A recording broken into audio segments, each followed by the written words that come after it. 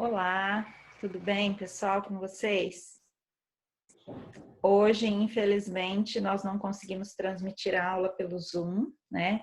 Então, eu vou gravar a aula aqui para vocês. Estou gravando pelo Zoom sozinha, que talvez a quantidade de pessoas na sala tenha influenciado também, né? Na minha possibilidade aqui de upload.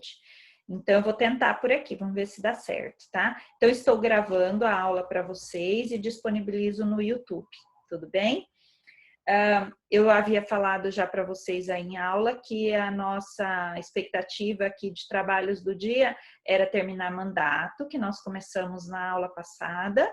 Vou explicar para vocês na sequência o trabalho que vocês devem fazer durante essa semana e depois eu vou falar sobre um novo contrato, né? Que é o último que a gente vai estudar desses contratos em espécie, que é o contrato de doação, tá bom? Depois disso, na aula que vem a gente continua com doação e na sequência a gente começa uma outra disciplina que é direito das coisas, tá?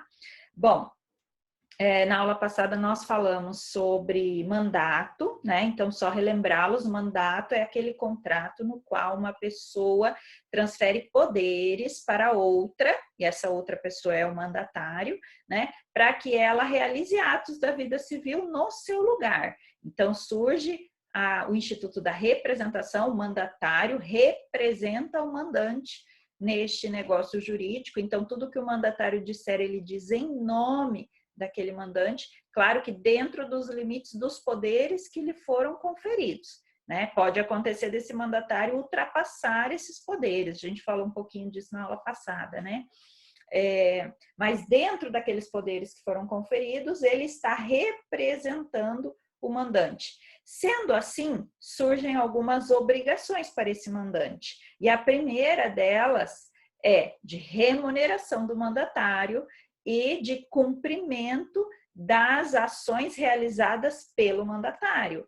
Então, imaginem, eu tinha dado como exemplo aqui, enquanto a gente estava ao vivo, né, que o mandante passa poderes para o mandatário para que ele vá assinar um contrato de compra e venda, ele faça a transferência de um bem imóvel, uma casa, por exemplo, para uma terceira pessoa que é a compradora da casa.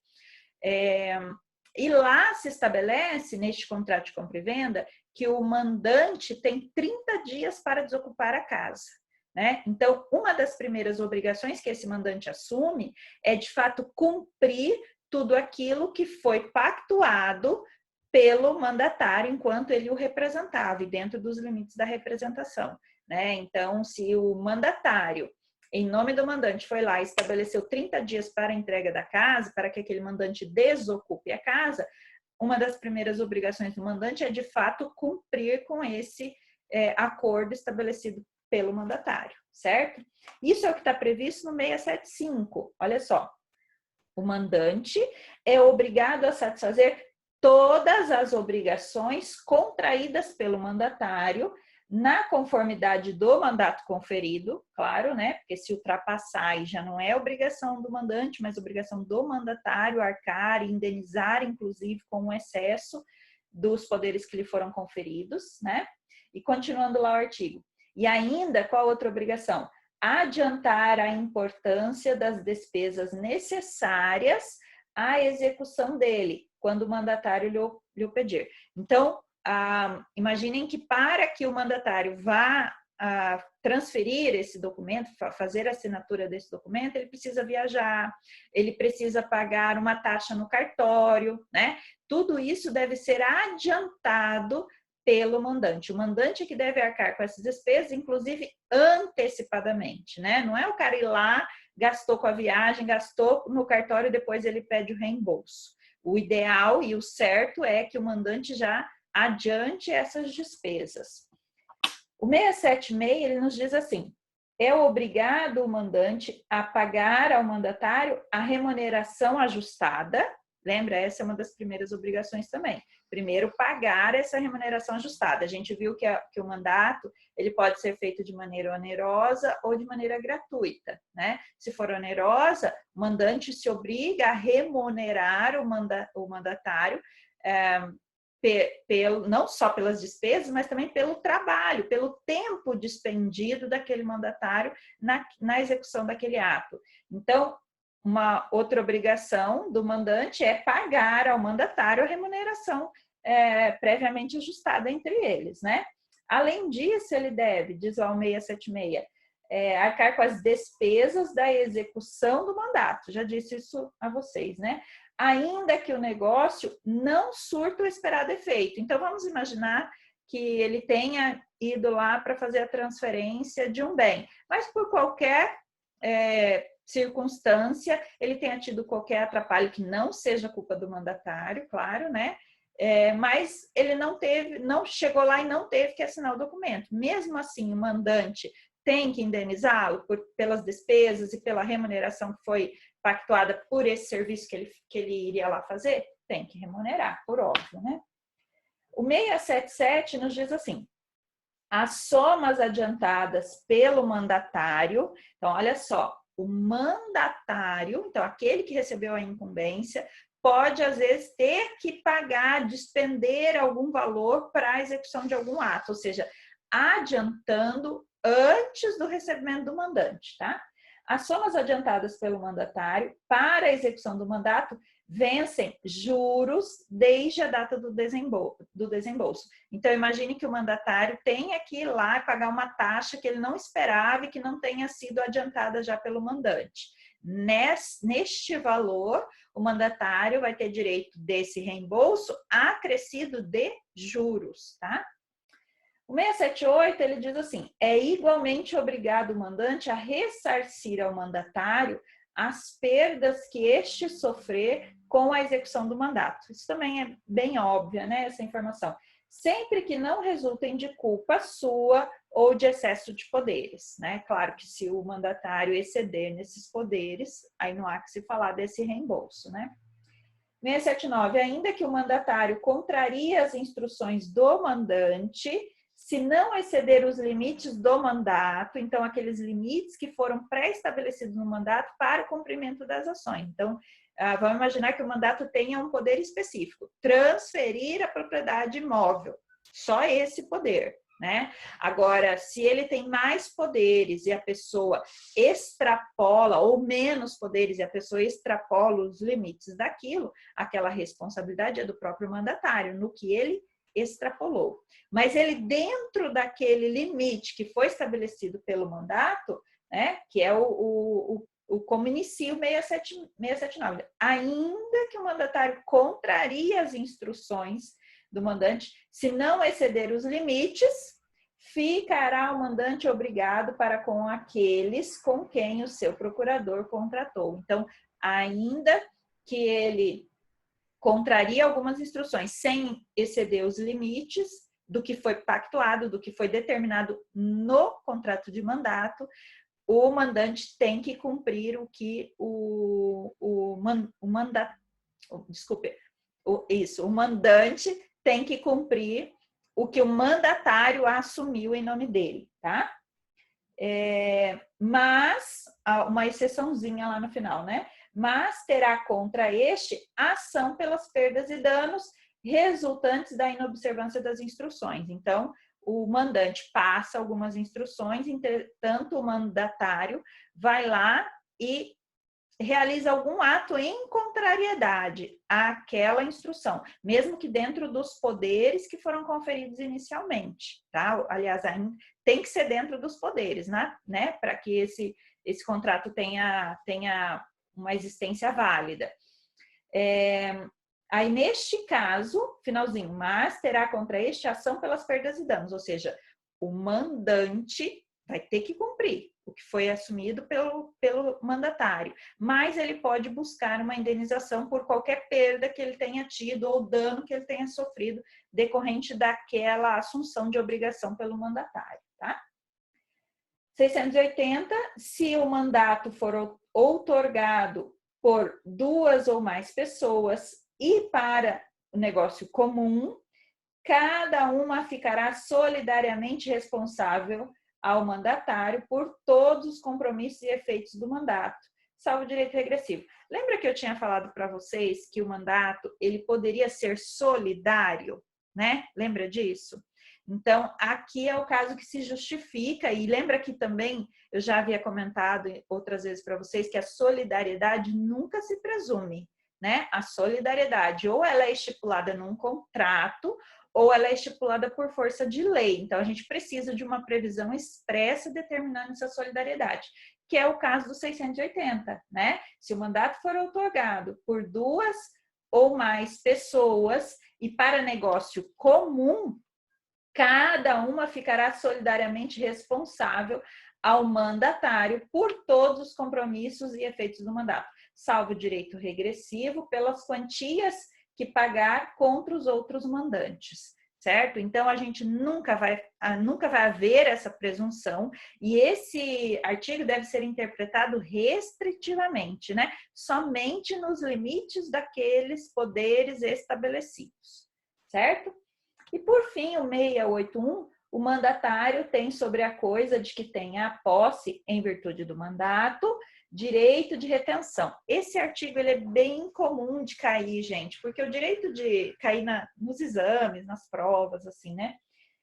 Porque o direito de retenção, ele também não é um direito que possa ser interpretado pelo juiz ou pelas partes contratantes de maneira extensiva. A gente vai fazer uma interpretação restritiva. É só quando a lei diz que há direito de retenção que de fato vai haver, tá? Então vejam aqui. E o que é o direito de retenção, né? Vocês já devem ter estudado em outros momentos, mas vamos relembrar. Nas obrigações, algumas obrigações de dar, obrigação de entrega da coisa, né? Aquela pessoa que está na posse do bem, que está na posse da coisa, quando ela tem um direito, por exemplo, a gente já viu isso, talvez vocês devam ter visto em outras disciplinas aí do direito civil, quando alguém realiza alguma benfeitoria no imóvel, né? Realizou uma benfeitoria, ele deve ser reembolsado, a depender do tipo de benfeitoria, se é uma benfeitoria útil, necessária, enfim, né? Tem algumas situações que o legislador nos traz que esse benfeitor ele deve ser ressarcido por aquela benfeitoria, né? Mas e se ele não for, né? E se o dono lá da coisa, ao receber a coisa de volta, ele se nega a ressarcir esse gasto que aquela pessoa teve com uma benfeitoria realizada no imóvel de outro, né? Aí nasce um direito de retenção, ou seja, reter a coisa até que esse proprietário da coisa o ressarça, pague aquele gasto que ele teve. E o 681 traz isso para o mandato também, esse direito de retenção para o mandatário. Então, o mandatário pode reter algum bem, às vezes algum valor que o mandante tenha depositado para ele, para dispêndio com algum gasto, ele pode reter até que ele seja reembolsado, tá? Olha de novo o 681. O mandatário tem sobre a coisa de que tem a posse, em virtude do mandato, direito de retenção, até ser reembolsado do que no desempenho do encargo despendeu. Então, imagine que ele teve que viajar, despendeu algum valor lá que não era previsto ou que não tenha sido adiantado pelo mandante, mas ele tem um valor depositado lá pelo mandante para pagar as taxas sei lá, taxas com imposto, pagar umas taxas com a transferência do imóvel, taxas lá do cartório de registro, por exemplo, né? Vamos imaginar que ele tem esse dinheiro depositado com outro fim, para outro fim, depositado pelo mandante. Ele vai poder reter esse valor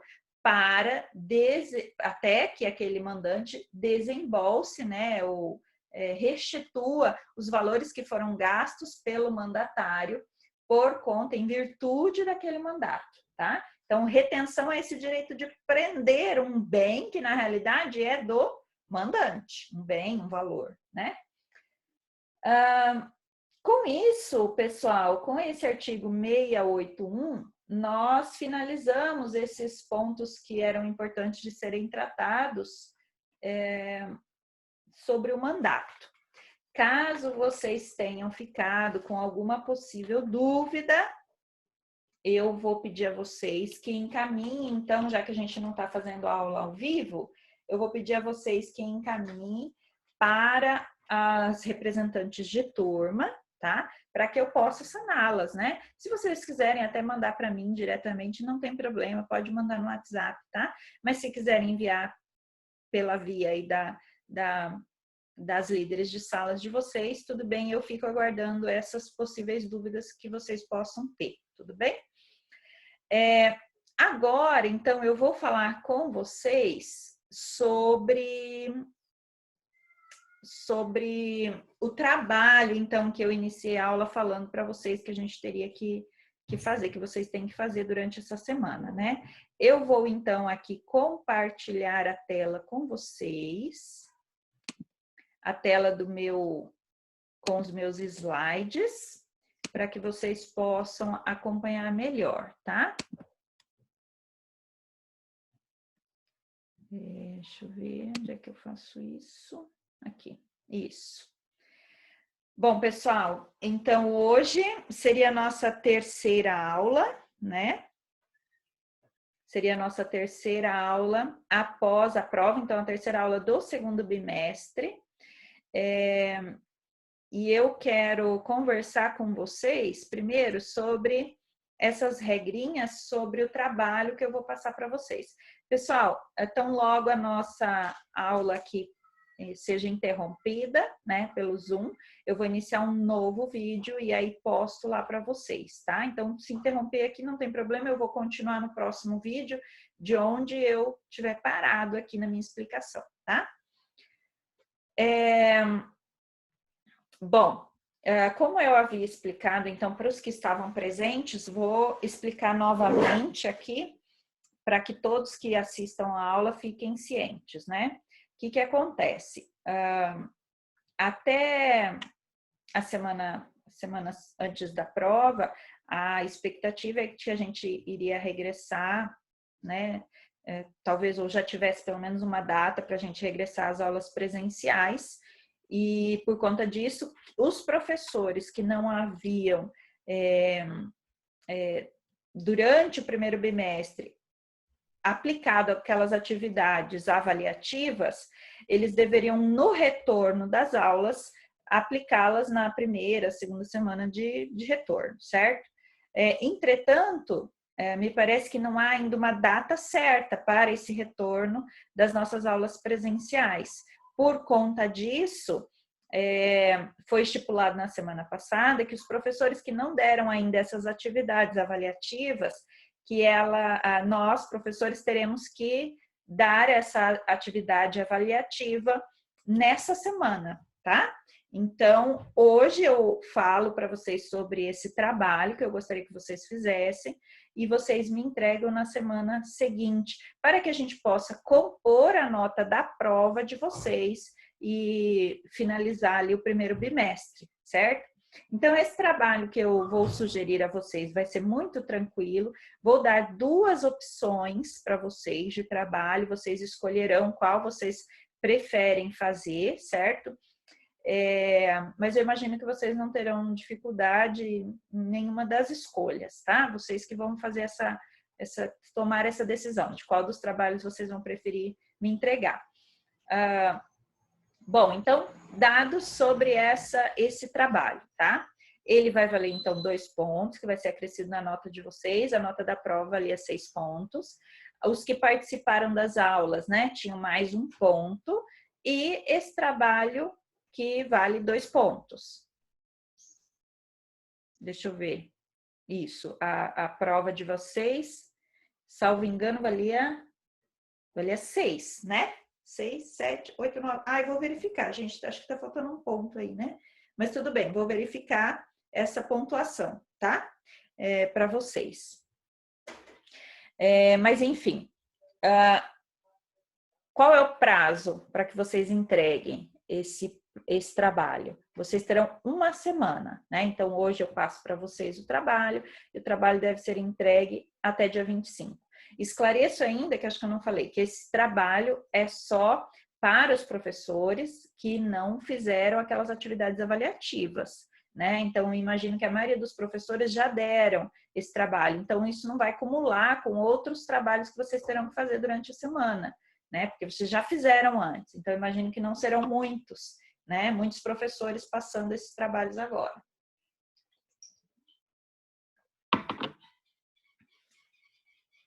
Eu acho que esse trabalho vai valer 3, né? Vou conferir aqui, estou pensando sobre as pontuações, mas eu confiro para vocês. Vocês acho que sabem até melhor do que eu, né? Qual é o valor desses trabalhos. Mas vamos lá. Vocês enviarão esse trabalho no meu e-mail, então até dia 25 eu quero que vocês enviem nesse e-mail que está aí no slide, claudia.lopes@fates.edu.br. Qual vai ser a extensão deste trabalho? Como eu disse para vocês, eu vou dar 2 opções. Uma opção de respostas de questões objetivas e uma opção de trabalho de pesquisa, tá? Vejam bem, eu acho, gente, se a gente estivesse nas nossas aulas presenciais, normalmente, né, seria muito, muito, muito interessante que vocês fizessem esse trabalho de pesquisa. Eu gosto muito, acho muito importante que vocês entendam o quão importante é realizar pesquisas durante o curso de vocês, durante a extensão do curso todo, né? Em todas as disciplinas. É importante que o aluno entenda o que é pesquisa, né? A pesquisa científica, como fazer. Isso você só vai entender fazendo, né? Então, eu estimularia muito que vocês fizessem este trabalho aqui que eu vou sugerir, de pesquisa, tá? Muito embora, né? Eu sei que a gente está num momento, assim, diferente, né? Que está, às vezes, exigindo bastante de vocês. Então, por isso eu trouxe questões objetivas, só para você ir lá marcar o xizinho e me mandar no e-mail as respostas justificadas, tá? Então, eu estou trazendo 2 opções.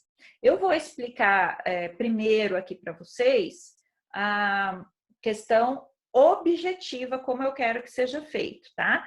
Então, quem decidir fazer o trabalho com as questões objetivas vai ler a questão que eu estou colocando aqui. Eu escolhi 4 questões, tá? São só 4 questões para vocês responderem.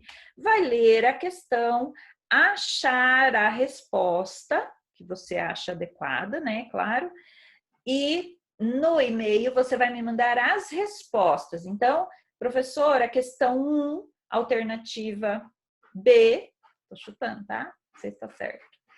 A questão 1, alternativa B, por isso, por isso, por aquilo. Se tiver um fundamento legal, algumas têm lá na letra da lei, artigo tal, justifica essa questão, porque pode isso, não pode aquilo, enfim. Explicar por que que a questão B está correta e você pode, inclusive, dizer onde está o erro das outras. Uma diz que é nula, a outra diz que é anulável. A questão é nula mesmo, por isso, por aquilo. Ela não seria anulável, por isso, por aquilo. Então, eu quero que vocês justifiquem, ou seja, que vocês digam, né, se está certa e por que está certa e onde as outras poderiam estar erradas, tá? Então, faça uma resposta bem bonitinha. Um trabalho também de pesquisa, né? Mas, claro, muito mais fácil, eu acho, assim, né? Porque as alternativas já estão postas e até elas já trazem para você onde poderia haver uma dúvida ou um erro na questão, e isso já ajuda vocês na formulação da resposta, tá? Então, são 4 questões. Essa é a primeira. No e-mail não precisa copiar a questão, tá? Não precisa copiar a questão, só coloca lá, questão 1 e a resposta. A resposta é letra A, por isso, isso e aquilo, certo? Então, vocês vão ver aqui no slide que eu estou mandando para vocês, ler. Depois a questão 2. Eu vou deixar um tempinho aqui, né? Acho que vocês estão vendo a tela inteira, né? Vocês vão ver a questão 2.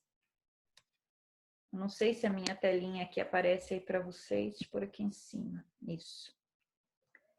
Tô deixando um tempinho, tá? Para que vocês possam aí parar o vídeo e ler a questão. A questão 3. Deixa aqui um tempinho também para que vocês possam parar o vídeo. E a questão 4. São só 4 questões. Vocês vão seguir essa mesma metodologia que eu disse.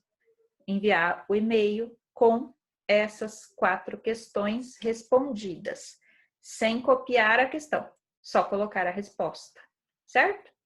Então, essa é a primeira opção de trabalho. Esses temas aqui abordados nessas questões se referem ao tema da nossa aula de hoje, tá? Que eu vou estar gravando o vídeo para vocês sobre doação. Não em toda a sua extensão, porque essa aula de hoje eu não consigo falar sobre todo o contrato de doação, então vai ter que ser uma pesquisa de vocês. Eu vou dar as regras gerais, né? Falar sobre os primeiros artigos lá que se referem à doação. E aí, depois, aqui, por exemplo, a gente tem situações que vocês vão ter que aprofundar, né, pesquisar um pouco mais sobre a doação para que vocês possam chegar a essas respostas, certo? Então, a resposta não está necessariamente na nossa aula de hoje, talvez esteja na próxima, né? Mas vocês terão que fazer essa pequena pesquisa aí, tá? Então, essa é a primeira opção. Para quem quiser, pega essas 4 questões e responde. Acho que ficou claro, né? Repetir várias vezes, qualquer dúvida, manda lá para mim pelas meninas aí, tá? Bom, neste e-mail, isso é importante, pessoal, neste e-mail que vocês vão me mandar, vocês vão colocar, salvar o documento em PDF e colocar da seguinte maneira, né? Nome da disciplina, o nome do aluno e RA, tá? Vocês vão descrever isso lá no e-mail. No campo do assunto, vocês vão endereçar, né, para mim, colocando lá o curso, o nome do aluno e o RA. Então, qual é o assunto do e-mail que você está me mandando? Vocês vão colocar essas informações. Sigam exatamente como está aí, tudo bem?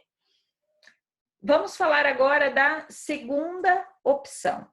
A segunda opção que eu dou para vocês, para quem gostar do tema de doação, para quem se interessar pelo assunto, quiser aprofundar, conhecer um pouco mais, aí eu vou querer um trabalho de pesquisa com extensão pequena, são no mínimo 2 páginas, então super tranquilo, né? Você pode escrever mais? Ótimo, seria ótimo que você pesquisasse mais, que você conhecesse mais, mas no mínimo 2 páginas para mim vai estar suficiente, tá? Dentro dessas 2 páginas, o que é que você vai colocar, que é mais importante que você coloque? É claro que, daqui a pouco eu vou explicar para vocês sobre quais tipos de assuntos vocês vão poder falar, e aí cada um deles vai ter algumas especificidades, às vezes pode fugir um pouco aqui do que eu estou pedindo para vocês. Mas o que é mais importante que você coloque nessas 2 páginas de resumo da pesquisa que você fez, né? Então, tá aqui no slide, eu coloquei desenvolvimento contendo. Primeiro, um conceito geral, né? Então, você vai falar sobre doação, você vai explicar o que é a doação, quando ela acontece, ela é prevista onde. Vocês vão ver que algumas doações, elas são previstas pelo Código Civil, outras elas são previstas em leis especiais, então você vai dizer, né? Aí, depois eu coloquei lá, lei específica. Tem alguma lei específica que regula aquele tipo de doação? Qual é essa lei? Quais são as regras gerais daquela lei? Né? Quais são as condições? Olha lá o terceiro item. Quais são as condições de realização válida? Será que essa lei ou a regra geral traz alguma condição específica para que aquele negócio jurídico aconteça? Né? Enfim, vocês partem de uma ideia geral e vão especificando dentro daquele tema escolhido por vocês. Quais são temas que eu gostaria que vocês abordassem neste trabalho de pesquisa? E aí eu passo a falar para vocês de por que é que eu gosto tanto desse tema de doação e por que é que veio a calhar a gente poder fazer esse trabalho, né, que eu gostaria de fazer até em sala de aula com vocês, mas enfim, por que que a gente foi importante para mim que a gente viesse fazer até agora, nessa semana, que coincidiu, né? Eu nem estava planejando isso, mas coincidiu de vir exatamente a necessidade de a gente fazer esse trabalho nessa semana, né? Que a gente está tratando de fato sobre doação. porque é o assunto da hora, né? É o assunto do momento, a doação, né? Eu disse a vocês que é um contrato muitíssimo importante. Muito importante porque é comum que nós façamos doações, né? Se a gente estivesse aqui na nossa aula ao vivo, eu gostaria muito de ouvir vocês sobre as possíveis doações que vocês já tenham feito, né? Agora, então, depois do Covid, mais ainda esse assunto está na bola da vez, né? Porque a gente tem feito doações com frequência, muitas pessoas estão fazendo doações, né? Deixa eu ver se eu já passei um slide aqui. Ó. Eu peguei essa pesquisa, ela é de 2015. Eu acabei não achando nenhuma mais recente, talvez até exista, mas eu não me demorei muito nessa pesquisa, tá? Imaginem se no ano que vem, as pesquisas sempre são feitas assim, né? A gente tem acesso à pesquisa referente ao ano posterior, né, o ano passado. Então, imaginem em 2021 a gente tendo uma pesquisa sobre a quantidade de doações ou os tipos de doações realizadas em 2020. Eu imagino que esses números aumentarão muito. Essa tabela, esse gráfico que eu estou trazendo aqui para vocês, esse gráfico não, né? Essa imagem que eu estou trazendo para vocês, de 2015, já traz uns, assim, valores significativos, né? Vejam que a primeira pergunta lá, você fez alguma doação em 2015? 77% das pessoas disseram que sim. E só 23% disseram que não, ou seja, muitas pessoas doam. Imaginem nesse momento do Covid, né? Eu imagino que esse número deve ter aumentado, né? Muito embora as pessoas às vezes tenham alguma dificuldade financeira, né? Mas eu imagino que mesmo assim esse número deve ter aumentado. E depois tem outros dados, aí vocês analisem com calma ali esses dados que essa pesquisa traz, né? Mas olha lá, mais da metade dos brasileiros fizeram doação em dinheiro em 2015, né? E aí eu queria que vocês pensassem, vocês fazem doações, né? Vocês realizam essas doações?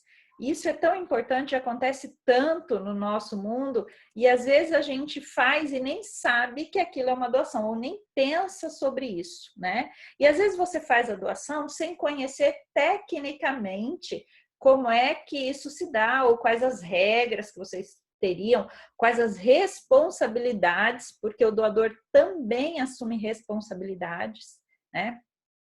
Então, acho importante a gente pensar nesse momento sobre doação. Acho o momento adequado para a gente pensar sobre isso, né? E, então, por conta da Covid, olha quanta coisa tem sido doada, né? E como tem se dado essas relações que, às vezes, as pessoas assumem obrigações, né? Então, primeiro slide aí que eu trouxe para vocês, está sendo muito evidente a doação de máscara, né? Muita gente já ganhou máscara aí. Pedidos de contas, de doações em contas bancárias para o combate ao Covid. Vocês sabem que eu vi até hospitais pedindo doações à população civil, né? Eu conheço pessoas que trabalham em hospitais e as pessoas disseram, olha, a gente não tem equipamento, a gente não tem máscara suficiente, a gente não tem luva suficiente, tem uma máscara específica, né, que eles usam, aquela transparente. Os hospitais não tinham, não estavam equipados com aquilo, né? E a gente teve hospitais pedindo doação da população civil para se organizar, né, nesse primeiro momento. E a gente, aqui ó, a manchete, voluntários doam equipamento de proteção individual a profissionais de saúde do Hospital São Vicente, né? Então, eu queria que vocês pensassem sobre essas doações, se vocês fizeram alguma, se conhecem quem fez, né? E começassem a pensar tecnicamente, né? Primeiro você pensa assim, no conhecimento geral. Eu fiz alguma doação, do que eu fiz, para quem que eu fiz, quem eram as partes, qual era o objeto dessa doação, né? quais as obrigações assumidas, e depois você começa a pensar tecnicamente sobre aquilo, tá? Doações que a gente faz todo dia, né? Pessoas em extrema pobreza recebem doação a todo momento, né? De alimento, de roupa. Aquele dinheirinho que você dá para o guardador de carro, será que isso é uma doação? Sim ou não? Né? Tem gente que diz que não é doação, que é extorsão, né? Mas eu quero que vocês pensem sobre isso também. Será que aquele dinheiro que eu dou para o doador, para o guardador do meu carro, eu estou doando dinheiro para ele? Olha uma outra manchete aqui do jornal, né? Shopping de Manaus realiza doação de cabelos a paciente. Quantas coisas a gente pode doar que nos pertence? E eu quero que vocês pensem sobre a classe, a natureza jurídica do que está sendo doado, né? Eu posso doar cabelo? Então eu posso ir lá e doar o meu cabelo.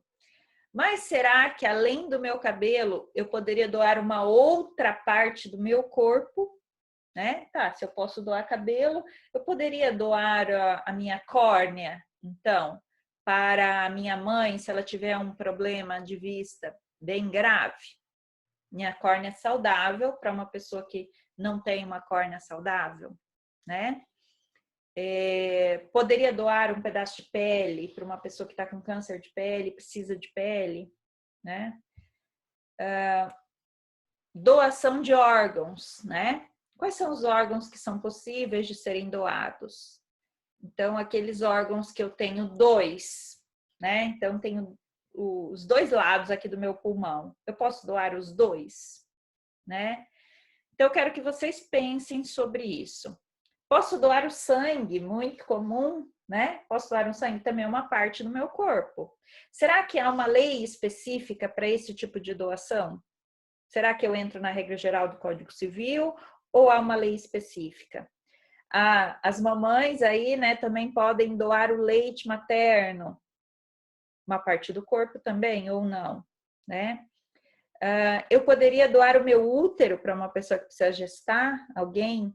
Eu quero que vocês pensem, né, sobre as nossas doações. E aqui, mais especificamente, doações de algo relativo ao próprio ser, que contém no meu próprio corpo ou que meu próprio corpo produz, tá? Alunos doam brinquedos para a campanha Natal Solidário. Isso acontece direto, né? Agora vai chegar o inverno, a gente vai doar agasalhos, vai doar cobertores, né? Quero que vocês pensem sobre isso.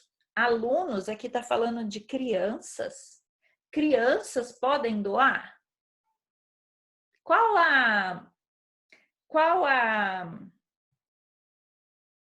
a exigência, né, para que alguém seja de fato doador? Tem que ser capaz, tem que ser maior ou não? Quem é que pode receber também? Quero que vocês pensem sobre isso, tá? Então, eu estou trazendo aqui várias sugestões para vocês, para quem quiser fazer o trabalho de pesquisa. Então, você pode pegar um desses temas. Eu quero falar sobre a doação de órgãos. Eu quero falar sobre a doação de leite. Eu quero falar sobre a doação que todo mundo faz aí, campanha de Natal Solidário, né? Tudo bem, você vai escolher, tá? Olha outra doação que pode acontecer, né? O slogan ali: abrace o leão e doe parte do seu imposto. Você pode doar o seu imposto? Se tem algum aluno aqui pendente a estudar direito tributário, gosta de direito tributário, quer pensar na doação para decorrente do fisco, né? Das tributações que a gente tem. Outra doação, eleitoral. Vocês sabem que a gente pode doar, né, dinheiro para os partidos, né? Então, quem gostar desse tema e preferir estudar, como é que funcionam essas doações? Será que existe regra específica? Será que existe uma determinação específica para que a gente realize esse tipo de doação? Ou posso doar qualquer coisa, qualquer valor? Quem é a pessoa que pode doar? qualquer pessoa pode fazer essa doação, né? Então, eu quero que vocês pensem sobre isso. E quando eu pergunto qualquer pessoa, estou falando especificamente dessa doação eleitoral, né? Para partidos políticos. Será que qualquer um pode, né? Então, aqui, pessoal, vocês têm várias sugestões para que vocês vejam como é comum esse contrato de doação. Como é comum, toda hora a gente está fazendo um contrato de doação, certo? Mesmo sem pensar tecnicamente sobre ele. Então, eu quero que você, se você preferir fazer sobre esse tema, que você se debruce sobre um tipo, né? Quem sabe você fala assim, eu quero falar sobre as doações agora no Covid, tá? Decorrentes, né? Da pandemia, como as pessoas se comportaram, enfim. Como você preferir, tá? Claro, quem quiser se estender, estudar, eu acho que é um tema super importante ser estudado, por isso que eu estou instigando vocês a fazer esse trabalho, tá? Mas, como eu disse, você tem a opção número 1, que é bem simples, bem tranquila, né? Objetiva. Então, eu não quero impor sobre vocês uma necessidade de fazer uma pesquisa agora, tá? É uma sugestão. Vocês vão escolher o que ficar melhor, o que tiver mais habilidade, o que tiver mais interesse, né? Mas é um tema que, inclusive, eu sugiro, né? Quem quiser pensar em TCC sobre doação, é um tema riquíssimo para ser estudado, viu, pessoal? Então, essas sugestões que eu trouxe de imagem são, de fato, para que vocês escolham uma vertente, um ponto aí que vocês queiram abordar e sigam, se quiserem, senão vai para o objetivo, tá bom? Deixa eu só ver quanto tempo a gente tem aqui. Deixa eu tirar esse compartilhamento. Nosso vídeo está seguindo pela segunda vez. Achei estranho que ele não interrompeu.